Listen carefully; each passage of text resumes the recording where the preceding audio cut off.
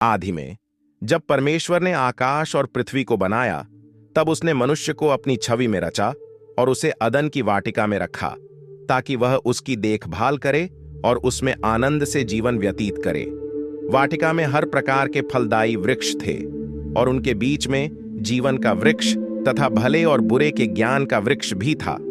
परमेश्वर ने मनुष्य को आज्ञा दी, तू बगीचे के किसी भी वृक्ष का फल खा सकता है, परंतु भले और बुरे के ज्ञान के वृक्ष से मत खाना, क्योंकि जिस दिन तू उसे खाएगा तू निश्चय ही मर जाएगा।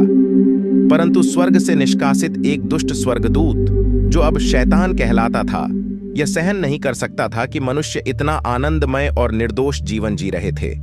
वह चाहता था कि वे भी परमेश्वर की आज्ञा तोड़ें और उसके जैसे पतित हो जाएं। उसने एक साजिश रची, आदम और हव्वा को बहकाने की। एक दिन हव्वा वाटिका में अकेली घूम रही थी। वह परमेश्वर की सुंदर रचना को देख रही थी, लेकिन उसका मन भले और बुरे के ज्ञान के वृक्ष की ओर भी आकर्षित हो रहा था। वह उस वृक्ष को देखती थी, लेकिन कभी पास नहीं गई थी, क्योंकि परमेश्वर ने मना किया था। शैतान ने इसे अपने अवसर के रूप में देखा।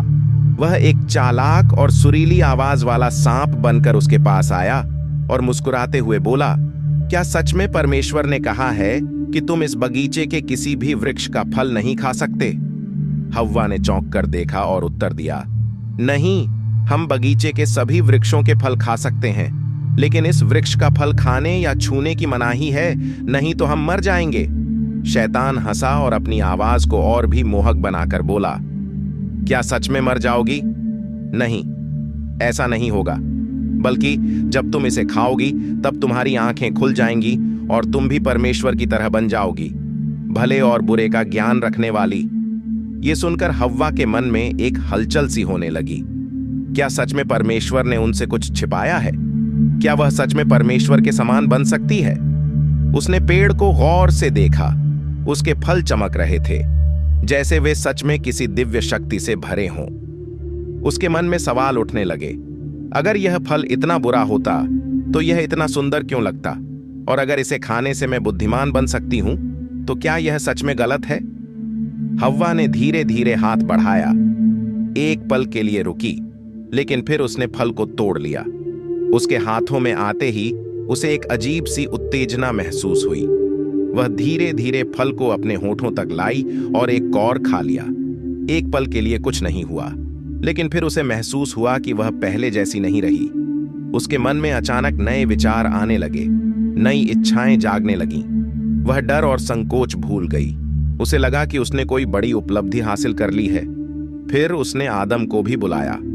आदम ने पहले विरोध किया, लेकिन जब हव्वा ने उसे विश्वास दिलाया कि यह फल खाने से वे परमेश्वर के समान हो सकते हैं, तो उसने भी खा लिया। जैसे ही उन्होंने फल खाया, उनके मन में अजीब सा परिवर्तन हुआ। पहली बार उन्होंने अपनी नग्नता को महसूस किया। शर्म और भय ने उन्हें घेर लिया। वे भागकर पेड़ों के पीछे छिप गए और अंजीर के पत्तों से अपने शरीर को ढकने लगे। शाम को जब परमेश्वर बगीचे में आया और उन्हें पुकारा, तो वे डर गए। आदम, तुम कहां हो? आदम ने कांपते हुए उत्तर दिया, मैंने आपकी आवाज सुनी और मैं डर गया, इसलिए मैंने खुद को छिपा लिया। परमेश्वर ने गंभीर स्वर में पूछा, क्यों? क्या तुमने वह फल खाया जिसे मैंने खाने से मना किया था? आदम ने झिझकते हुए उत्तर दिया, यह स्त्री जिसे आपने मेरे साथ रखा, उसने मुझे फल दिया और मैंने खा लिया। जब परमेश्वर ने हव्वा से पूछा, तो उसने कहा, सांप ने मुझे बहकाया और मैंने खा लिया। परमेश्वर जानता था कि शैतान ने आदम और हव्वा को धोखा दिया था। उसने शैतान सांप से कहा, तू शापित है, अब से तू हमेशा पेट के बल चलेगा और मिट्टी खाएगा, और एक दिन स्त्री का वंश तेरा सिर कुचल देगा। हव्वा को भी दंड मिला। अब उसे प्रसव पीड़ा सहनी होगी। आदम को भी सजा मिली। अब उसे कठिन परिश्रम करके भूमि से अन्न उगाना होगा और अंततः मृत्यु का सामना करना होगा। फिर परमेश्वर ने उन्हें अदन की वाटिका से निकाल दिया, ताकि वे जीवन के वृक्ष का फल न खा सकें और अनंत काल तक पाप में न रहें। शैतान ने अपनी साजिश में सफलता पाई। उसने मनुष्य को परमेश्वर की आज्ञा का उल्लंघन करने के लिए बहका दिया, लेकिन उसकी योजना पूरी तरह सफल नहीं हुई, क्योंकि परमेश्वर ने पहले ही एक योजना बना रखी थी। उसने वादा किया कि एक दिन एक उद्धारकर्ता यीशु मसीह आएगा और शैतान को पराजित करेगा। यह कहानी सिर्फ हव्वा और आदम की नहीं है, यह हर इंसान की कहानी है।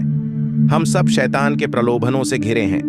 वह हमेशा हमें यह विश्वास दिलाने की कोशिश करता है कि परमेश्वर हमें रोकना चाहता है, लेकिन सच्चाई यह है कि परमेश्वर जो भी नियम देता है वह हमारे भले के लिए होता है।